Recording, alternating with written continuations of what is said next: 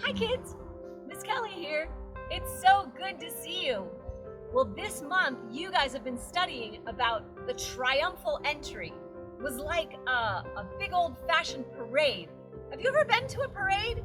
Sat on the curb and watched all the things go by and cheered and smiled and laughed? I love this story. And the first thing I love about this story is the first thing that happens in the story.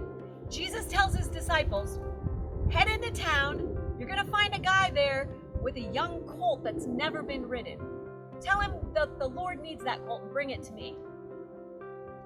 I mean, then the disciples, they go into town and the first person they run into is that guy. And he's got this colt that's never been ridden. And they say that and he says, yeah, take it. And they take this colt back to Jesus. Now, a colt that's never been ridden, like, you don't just hop on and ride that. Colts need training before they're rideable. But Jesus just hops on and rides this colt through a parade. To me, that shows me that Jesus has a special connection with animals to be able to manage that and do that. And that is one thing I love about this story. Now, in the old days,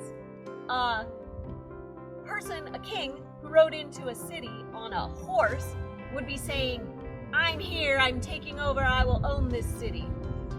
But if a king came riding on a donkey, it meant, hey, I'm coming in peace, I'm coming as a friend. And that's what Jesus did and showed by riding a donkey into Jerusalem that day. It was great. I love the way Jesus has a special connection with animals. There were a lot of people in Jerusalem and walking back and forth around the gates, and some of the people were so happy to see Jesus coming, and they were so excited they broke branches off of plants nearby, and they waved them in the air and they shouted at the top of their lungs, Hosanna! Hosanna to the Son of David! Blessed is he who comes in the name of the Lord. Wouldn't that have been exciting to be one of those people shouting and cheering and celebrating Jesus? There were other people there that day, people who had their coats and they flung them out and they laid them on the road. It was kind of an olden times red carpet, a way to say, you are so important, you shouldn't have to walk on the dust and the dirty road. We will put our coats down and you can walk on those. I'm sure there were other people who kind of hung in the background of the crowd, who were wondering, this is kind of crazy. I wonder what's going on here. People who were curious.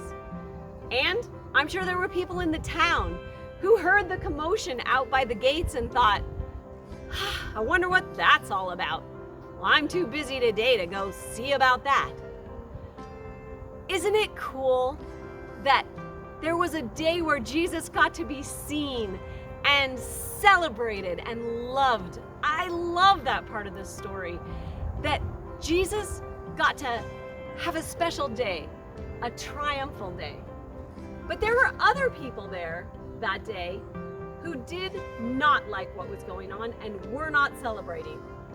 The Pharisees came to Jesus and said, tell this crowd to be quiet. And Jesus said to them, if I tell them to be quiet, these rocks, even these rocks, will start to sing. Where do you see yourself in the crowd? Would you have been one that was celebrating and shouting Hosanna and throwing down your coat, all in, all love, all celebrating Jesus? Would you be someone who's curious or someone who doesn't really have time to be all in with Jesus? Is there a part in this story that tugs at your heart that you want to be that part? You get to choose your involvement, your celebration, your love for Jesus. Now, it didn't happen, but I wonder what it would have been like if the crowd had been told to be quiet.